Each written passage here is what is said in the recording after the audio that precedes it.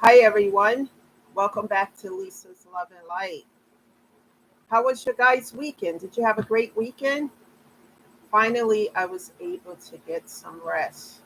Guys, last week was crazy. I mean, it was really crazy. I overbooked appointments and didn't realize that I had did that. And OMG, I was so tired because I had more appointments than I could deal with. And it was so much that honestly, when I came in, I slept the entire weekend, something I haven't done in a long time because that's how tired I was. And now I'm going to make sure I don't do that in the future. One of the things that I want to work on is getting a filing cabinet. You know how you alphabetize alpha let me say alphabet alphabetize things in alphabetical order, like you know upcoming events and bills, etc. That's what I need to do. That's what I'm working on, so I don't have a pile of stuff that's crazy because it helps make my life easier.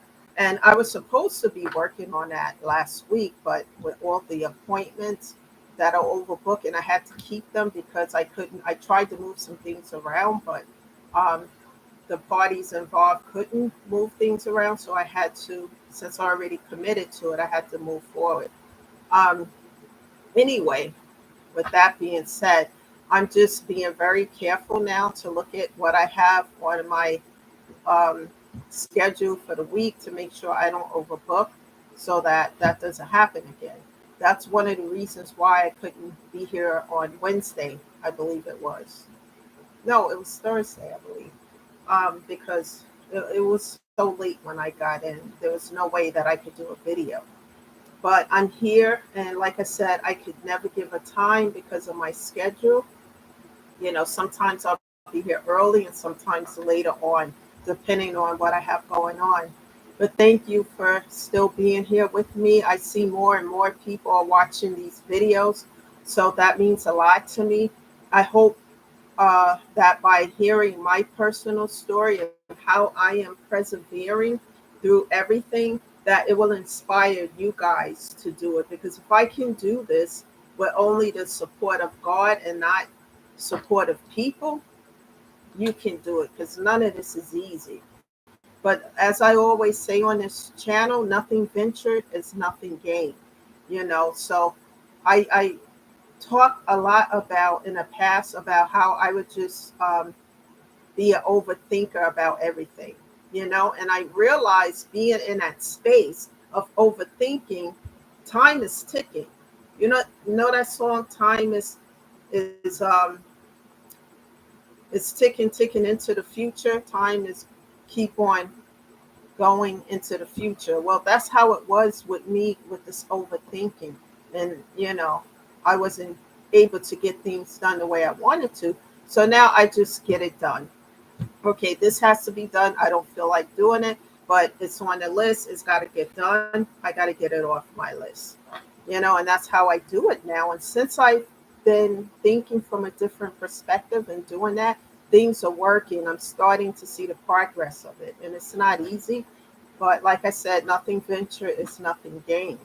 And, we can't expect things to be quick like a microwave. And also that we wave a magic wand and that boom, things appear or materialize in front of us. It doesn't work like that. We have to put in the work. And sometimes we don't feel well. We don't feel like doing it. We just, you know, and I know those feelings because I've had all of them, believe me. But I keep persevering because one day after overthinking and doing all of that, I woke up early and something just kept saying to me, stop overthinking, just do it. Get up and do it and do and just keep persevering and you will start to see results. It may be slow, but you're going to see them. Just stop. Overthinking gets you nowhere. And I started to do that. And it was hard as hell, but as I continue and continue, it started to make sense to me because things started to come together like those pieces of the puzzle, and you can see the background picture of what this is. And that's the way, I get through this, people, because none of it is easy.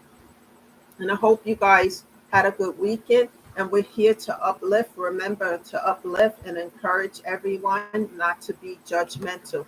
We have enough of that in the world today. And we're on this channel and platform, we don't do any of this. We're here to encourage, build up, because a lot of people in the world today are suffering from grief, and they're suffering from depression and trauma, and things that is difficult for them to get beyond, to the point where some people are losing hope, and we don't want that. So I talk from a place of my own personal experiences, because I'm not a therapist of any sort, and I don't have a certification or degree in therapy. I'm just someone who talks about how I get through things. And perhaps some of the things that I discuss on this channel, that it will resonate with you, and you can apply it in your own situation, and hopefully it helps you as you persevere through everything, and never give up, and never stay in a place of despair. And then you will start to see the results of the hard work that you put in. So with that being said, let's get into this topic of discussion today. The topic, or the title is, I wrote it down, is the different aspect of my healing. Today, I'm going to talk about different aspects of my healing, and how I just persevere, crawl, fight through a lot of things that was going on in my life. And I had to do a lot of it with no support of individuals, but the support of God, and I had to really do even more work because of not having a support system, so that I would not give up, you know. Um, so I'm going to start by talking about in the Bible. I'm not giving a lecture, and, this is not church, but I'm using this as an example. Um, Jesus, Judas betrayed Jesus. We all know that, for a few pieces of coins that he never got to use, because his guilt was so bad after betraying Jesus with a kiss, that he didn't even get a chance to spend the money that he got for it. Um, he actually left the money someplace and hung himself, because the guilt was too much to bear, with betraying the Son of Man. And I'm using that as my example of what's happened to me, and I'm using that as an example, because this is, I'm not Jesus or anything like that, guys, but I use that because it describes an ultimate betrayal. Like, that was an ultimate betrayal to Jesus, because the people of the town didn't really know who he was until Judas pointed him out and said, if I go over, I'm going to kiss him, and then you'll know this is the Son of Man. I mean, the ultimate betrayal. And I'm going to talk about it now from my um, aspect of the things that's happened to me. Dealing with betrayals from people who I trusted and who I thought had my back. The last straw for me was when all these deaths was happening back in 2020 and 2021. It wasn't just one death, like my mom, my dog. It was friends that I knew, that I really was close to, and they had my back, and that I could rely on. They were dying off as well with this COVID and everything shut down. It was like, how you have dominoes lined up, and you hit one and all of them fall down. That's what it was.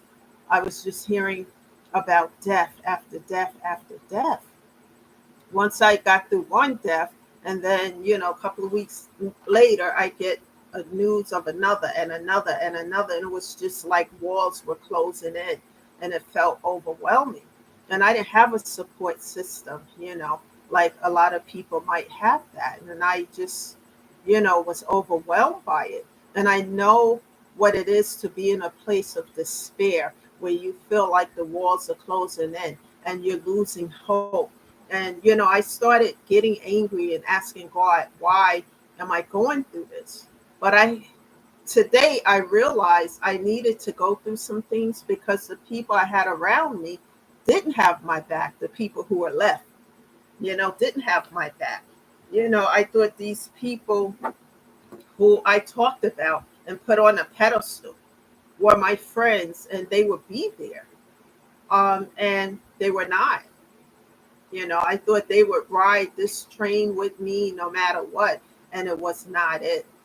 And God was teaching me that the only one I could depend on today, tomorrow, and forever was Him. Because, sometimes people wear thick masks and we think we know people. And sometimes we really don't know these people at all. Because some people can wear masks, a thick mask, to the point that we can't see beyond it. I was watching a movie on Lifetime last night. It was about this woman who worked in this office, and the colleague of hers, they were friends as well as, they worked together. She was online all the time looking for dates. And then this one in particular man that caught her attention, and she started, you know, talking with him. They went out, and from the title of it, I don't remember exactly, but reading, and he was a con artist. He had, he goes online, meet women, and then he get involved with them, and then he takes their money. He asks them for money. He make it look like they're in a relationship. He wine and dine them, but the money he's wining and dining them with is money he took from other women. Because once he get the money from them, he disappeared. And it went on and on and on. And I'm like, he took about, she put a credit card up for him of $50,000 and he maxed it out. And then I think he took $10,000 or $15,000 more of her savings. And then he was gone. And so she got mad. The other rest of the women were just devastated and crying, but she got mad. And she did a live some show she went on where she talked about the scam and what happened. And she even had a picture of him. And after she started talking about him, she said, ladies, beware of this man. And he got really pissed off and started coming after her or whatever. But the what I saw with this is that he was so charming, this and that, and he for a long time made her feel like she was on top of the world. But the friend of hers, her colleague, was telling her, be careful because this guy, there's something not right with him. And she couldn't see it, the other woman, because she was head over heels. And sometimes it's like that, and it doesn't have to be a love relationship, but friends and people that we have in our life. Sometimes we think these people are riding with us and they have our back. And no matter what happens, they're still riding with us and they're going to be there with us for the duration, right? And then when tragedy strikes, and this is when you need people the most, and there's nobody around, everyone is silent, like the song, The Sound of Silence, and that is one aspect of me getting on a bandwagon to heal because none of these people. And when I would call people up, and it wasn't people, it's not about me borrowing money, nothing like that. Just support of grief of all these deaths and just having someone to talk to. No, people can't bring people back, but they can be there to support you, even to just listen. Make some time to say, I'm here for you. I got your back.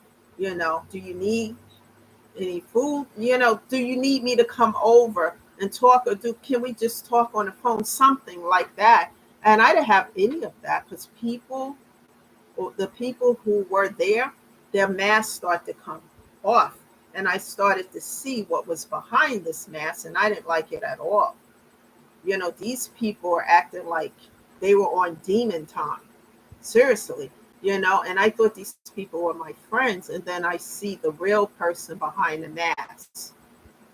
And to see that during a time where everything felt like it was falling apart because all of these deaths and people who meant so much to me and who was there for me were dying off. And then these people who I thought were a part of my life as well were nowhere to be found, made excuses as to, and at some point I thought, well, maybe, they'll get back to me, we'll talk. No, none of that. I was by myself alone in this. And I had to learn to turn to God. And when I was turning to God, I wasn't really turning to Him at first. I was angry. I was like having arguments with God, saying this and that. I'm not going to go all into it. Sort of like if you saw a movie where a person just had all this rage and stuff against God. And they did that for quite some time. And then somehow they made their peace with God. Well, that's where I am now, because I realized at this point what I didn't realize before is that God was trying to show me these people are not your friends. Half of them were leeches. They were only around when they needed something, but if I needed something, most of the time what I need is just to be heard, to be listened to, and nobody was there for any of that. If they wanted a dollar or something, they wanted to borrow something. And if I said yes, they were right there, shut down or no shutdown, they'd be right there at the door for that. And I started to realize that, and I didn't realize that before because I was so subservient to what other people's needs were, and my needs were on the back burner, and I just couldn't get it. Even my father, when he was alive, was telling me, you know, about one of my brothers to stop doing this because, you know, he's taking advantage. And I didn't want to see it that way because, the thing about family, and that was the hardest lesson to learn. Oh, we're family because we have a name attached to it. But we're adults. I'm not responsible for you. I'm responsible for myself, just as you're responsible for yourself as an adult. And I couldn't see that before until after my father passed away. And then I started to realize some things that, hey, and I started to get angry. I'm not doing this anymore. I'm not doing anything, But it took me lesson after lesson after lesson to learn these things. And a real lesson, how I started to change and for the better and change my life around, is when no one was there for me during these trials and tribulations of grief and loss, one after another after another. I can remember having just started dating someone in probably 3 months, and I saw something there. It's during the time my mom was dying, and something cold in this person, and just detach. And I just let it go, let it all go. And people look at me sometimes and they think because of the way I speak, the way I dress, etc., or I march to a beat of a different drum, that I'm naive, and there's nothing naive about me. I'm generous and I help people, but there's nothing weak or naive about me. Because if I was weak, people, I wouldn't have made it. I wouldn't be here talking to you now with everything that I have gone through, especially by myself. It was only by the grace of God and with the help of God that I'm still here, and I had to learn to love myself, to give love to me, because I was giving too much to other people that I was neglecting my own self, for far too long, and I had to learn, during that shutdown and everything, that I needed to be nurtured. I needed to be built up.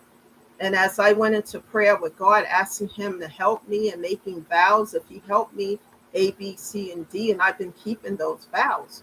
And it doesn't matter what other people say today, because I used to always worry about people liking me or not liking me, and I don't even care about those things today. I'm so unbothered by it because, what difference does it make if they like or don't like me and I lose myself with God?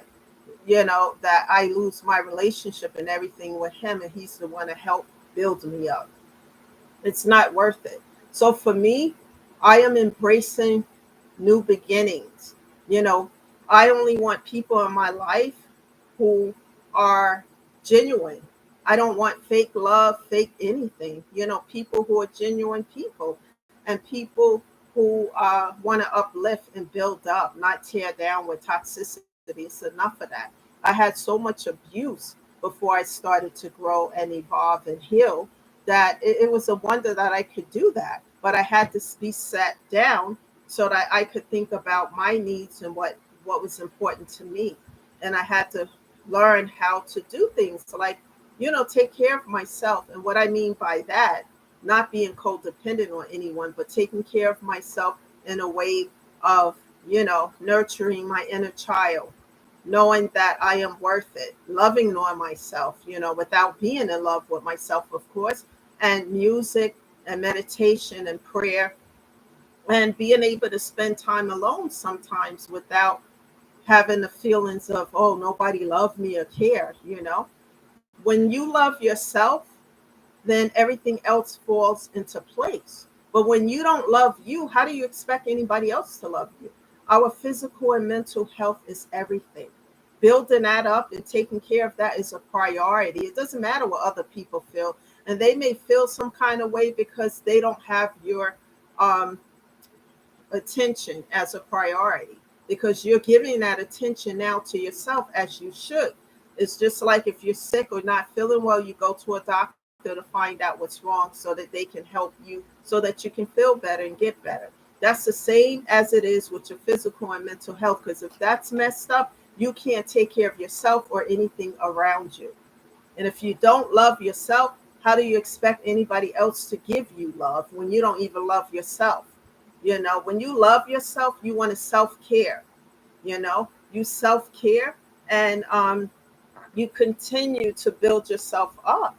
you know and it's so important today to do that, and I had to learn these things. No words could describe how painful it was for me to learn during the lowest time of my life of grief and pain that these people were not my friends. These people were just, they were sometimers. They were there when they needed something. And I had to learn through therapy, which I still do today, to cut off, block, and delete. My cutoff game is no joke. I don't have to act out of character, which I don't do. Being a lady is important to me, you know, and I don't have to have a whole lot of words. I just have conversations, establish boundaries, and if people keep dismissing me and disrespecting and just overstepping boundaries, then I cut off, block, and delete, and I don't reconcile. I don't do anything because we're adults here. We know better, and I'm not gonna ride that wheel with people on this. So loving yourself is the first step. I always encourage therapy, and it's okay to talk to a therapist. It's an outlet for the pain and everything that you're going through, and find creative ways to uplift your mood and be in that vibration of high, having that high vibration, and keeping your spirits high and being in positivity, because there's a lot of negativity and toxicity in this world today. And if we can minimize that in our life, we can grow and evolve. That's the key factor today. And, get connected not only with a therapist, but grief bereavement groups, because they're going to help you as well, because you're going to hear stories from other people who are going through grief just as yourself. And you may hear something that might resonate with you that you can apply in your own life, which will help you to get through it. Remember, we can always get through the grief, but we never get over the loss. And remember that our loved ones do not want us, passed over loved ones do not want us to stay in a place of grief and pain. They want us to embrace life to the fullest. Let's take one day at a time, one step at a time. Let's get to a place to be at peace as well. Let's move forward. Let's never stay stagnated in a place of grief and depression or despair. This is Lisa, shedding love and light, and I hope you guys are able to take something from this message, and have a great day, and I'll be back to see you again tomorrow. Bye for now.